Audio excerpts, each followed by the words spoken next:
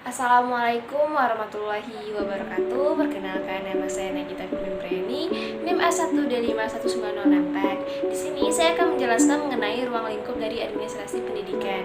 Di mana yang pertama yaitu pengertian dari administrasi pendidikan itu sendiri.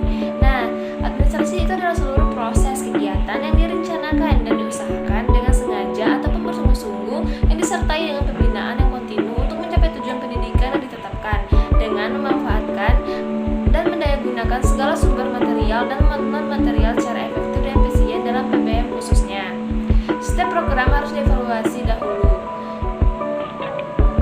Dan administrasi pendidikan itu mengandung arti luas yang bermakna sebagai pengelolaan, di mana ketika kita membuat laporan keuangan, adapun pengertian dari administrasi pendidikan itu sendiri yaitu adalah cara kerja yang memberikan rangka usaha mencapai tujuan efektif yang berarti mendatangkan hasil yang baik, tepat dan benar sesuai dengan tujuan pendidikan yang telah ditetapkan.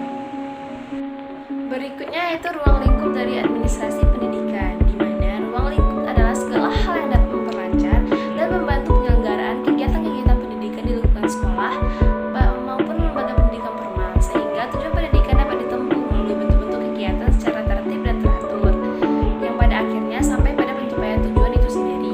Nah, administrasi pendidikan mikro adalah administrasi bertaraf lokal yang dilakukan perguruan tinggi dan sekolah untuk memahami dan menemukan dengan tepat dan kronologiknya itu dimulai dari ruang lingkup yang paling sempit atau mikro.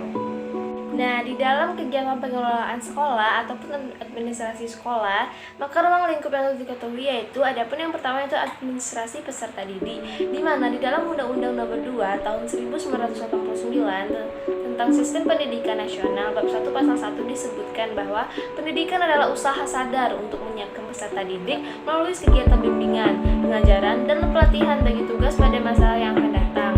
Administrasi peserta didik adalah seluruh kegiatan yang direncanakan dan diusahakan secara sengaja serta pembinaan yang kontinu terhadap seluruh peserta didik dalam lembaga yang bersangkutan agar dapat mengikuti proses belajar mengajar secara efektif dan efisien demi tercapainya tujuan pendidikan yang telah ditetapkan. Secara kronologis operasional rentangan kegiatan ini dari penerimaan peserta didik baru sampai mereka meninggalkan sekolah.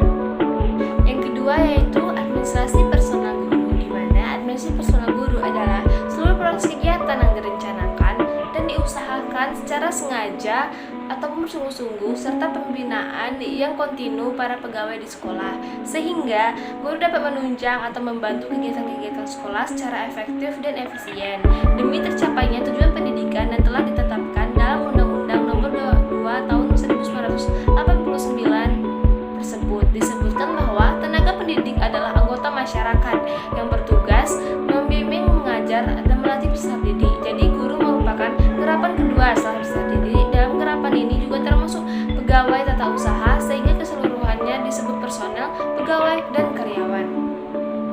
Yang ketiga yaitu administrasi kurikulum, di mana administrasi kurikulum merupakan sebuah proses kegiatan yang direncanakan dan diusahakan secara sengaja dan bersungguh-sungguh serta pembinaan yang kontinu terhadap situasi belajar mengajar secara efektif dan efisien demi membantu tercapainya tujuan pendidikan yang telah ditetapkan. Peserta didik dan pendidik berinteraksi melalui bahan pelajaran yang disusun di dalam kurikulum.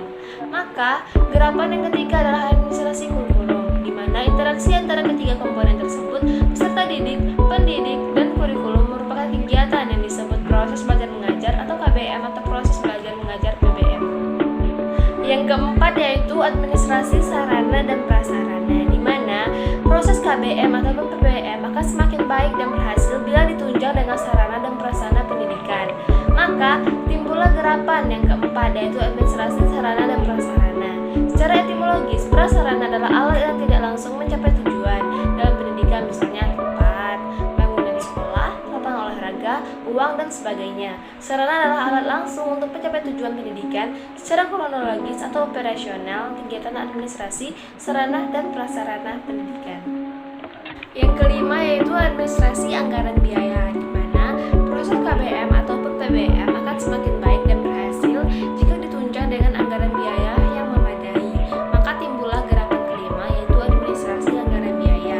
Administrasi anggaran biaya pendidikan merupakan seluruh proses kegiatan yang direncanakan dan diusahakan secara sengaja dan bersungguh-sungguh serta pembinaan secara kontinu terhadap biaya operasional sekolah ataupun pendidikan sehingga kegiatan operasional pendidikan semakin efektif dan efisien demi membantu tercapainya tujuan pendidikan yang telah ditetapkan. Secara garis besar, kegiatan meliputi pengumpulan dan penerimaan dana yang sah seperti dana rutin, SPP, BP3, donasi dan usaha-usaha lainnya, penggunaan dana dan pertanggungjawaban dana kepada pihak-pihak terkait yang berwenang. Nah, yang terakhir yaitu administrasi hubungan sekolah dan masyarakat atau Husmas, di mana pendidikan sebagai lembaga sosial yang semakin lancar dan berhasil dalam tugasnya dan mendapat simpati dari publiknya bila dapat menjalin